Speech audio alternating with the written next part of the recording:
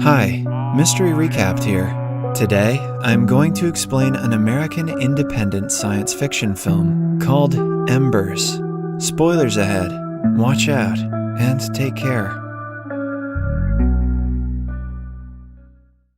In the near future, a strange virus spreads around the world, causing people to get retrograde and antrograde amnesia.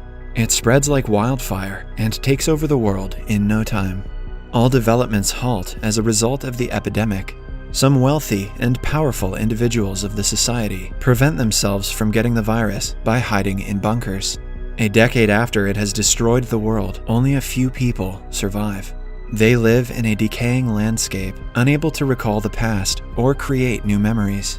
Every day, they wake up to a new life and don't remember anything about themselves.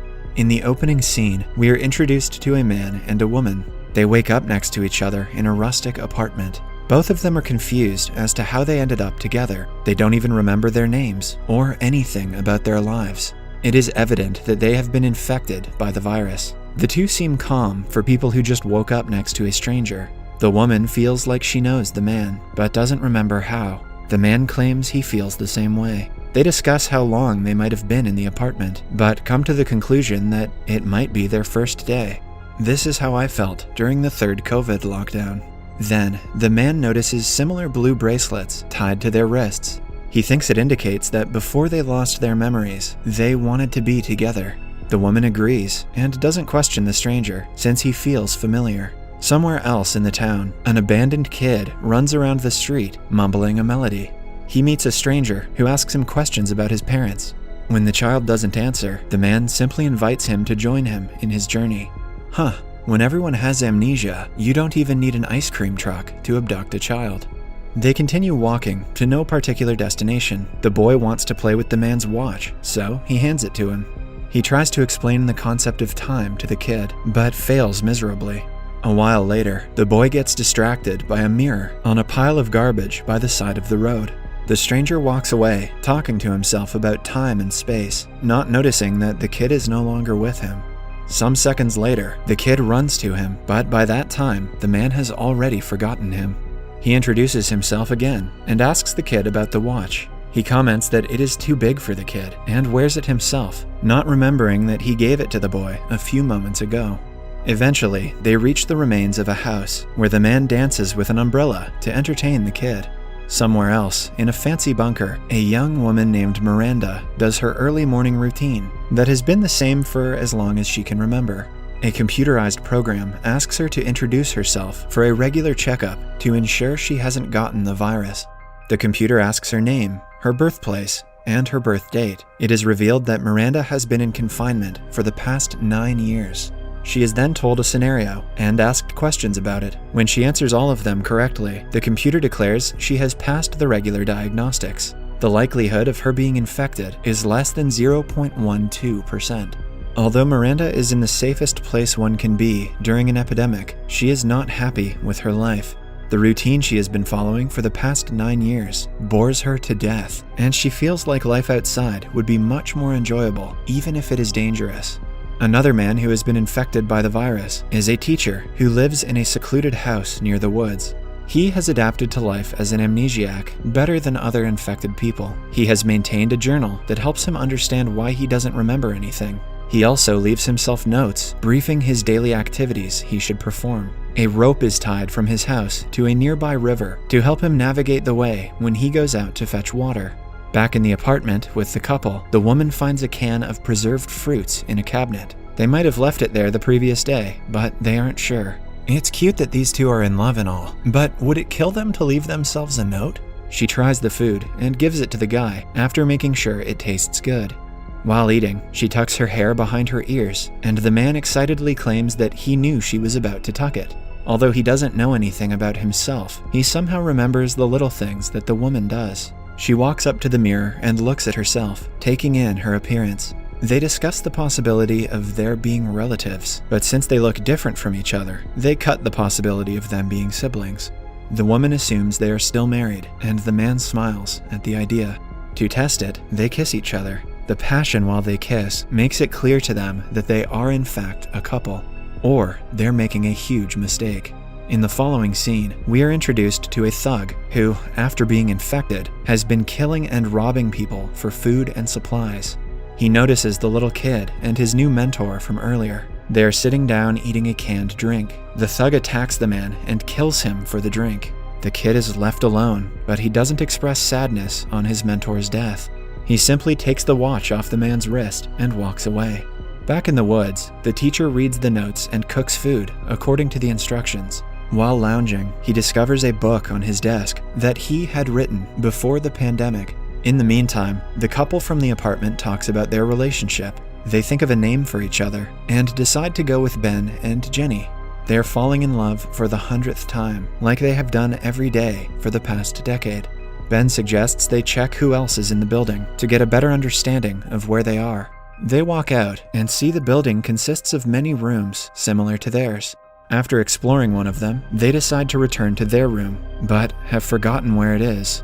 They enter a random room, but Ben suggests that they should find themselves something better than the dusty rooms of an abandoned building. Hence, they pack the clothes from the closet and start their journey outside. Back in the bunker, Miranda is exercising with her father, like usual. He is the only other resident of the facility. While eating a pre-packed dinner, they talk about their day. It is revealed that Miranda plays the cello to keep her busy throughout the day. Her father knows that Miranda isn't happy with her life in the bunker, but his first responsibility is to keep her safe, so he cannot allow her to go outside.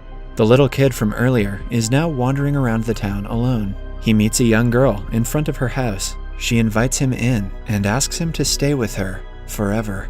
Even an amnesiac should recognize that this is creepy as hell. They eat good food and play with her stuffed toys. In the following scene, Ben and Jenny reach an empty swimming pool. Ben watches his wife with a smile as she plays on the slide and skips around. The thug from earlier is also lonely. He plays alone in a kids' park until he sees a woman and chases her. After a struggle, she manages to get away, and he gets distracted by a horse and forgets what he was doing. At the same time, Ben and Jenny walk together while humming a song. They have forgotten the purpose of the trip. They enter a chapel that they think is oddly familiar. After spending some time there, they go to a room and make love. At night, they sit in front of the fire, talking about several things. They quickly register that the next day they will be strangers again. Hence, they shouldn't fall asleep in order to remember they love each other. The following morning, the kid wakes up on a pile of toys. He doesn't remember how he got there, so he escapes through the window. While roaming around the woods, he meets the teacher and follows him home. The teacher is not happy about his presence at first, but opens up to the boy with time.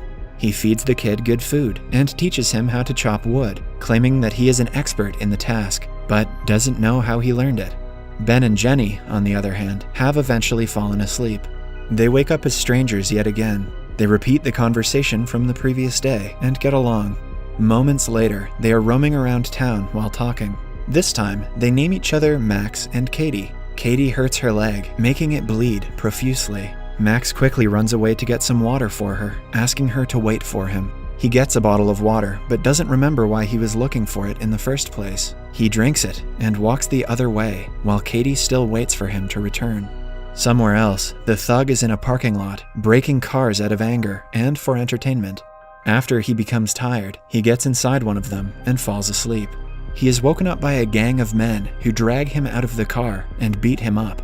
A few minutes later, they leave him alone. The thug walks to the terrace while sobbing. He sees a person in the street below and starts throwing glass bottles at them, completely forgetting what he was crying about just a few seconds earlier. In the bunker, boredom gets the best of Miranda. Playing cello doesn't excite her anymore. She braids her hair to keep herself entertained, but that doesn't work either. At dinner, she suggests they get out of the bunker to check if the world has gone back to normal.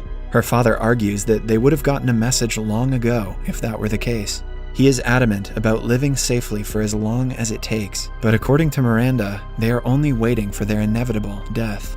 When Max doesn't return for a long time, Katie forgets who she was waiting for. She walks away and spends the night under a bridge. She is alone, cold, and misses something, but doesn't know what. Meanwhile, the teacher and the kid get along well. He teaches the kid to ride a bicycle and has become his guardian. To ensure that he doesn't run away and forget his way back home, he ties him to a roll of wool and lets him play in the woods. The kid plays around the entire day, but returns home in the end. In the bunker, Miranda plays cello for her father for the first time. She asks him to come outside with her, but he doesn't agree. When the computerized voice takes Miranda's test the next day, she deliberately answers incorrectly. At night, she packs up her belongings, determined to leave the bunker and live a life of her own accord. She leaves her father a note, saying goodbye, and enters the exit tunnels. After getting lost for a little while, she finally reaches the outside world and smiles, taking in the beauty of nature. Moments later, she walks off into the distance, living her life for the first time. Back in the town, Katie is living off the food she finds in the garbage. It begins to thunder, so she takes shelter nearby, where a guy with a similar bracelet stands by her. The guy turns out to be Max. The movie ends as they stare at each other, almost as if they remember their past together. Subscribe for more videos like this, turn on notifications, and leave a like to help the channel out. Thank you for watching.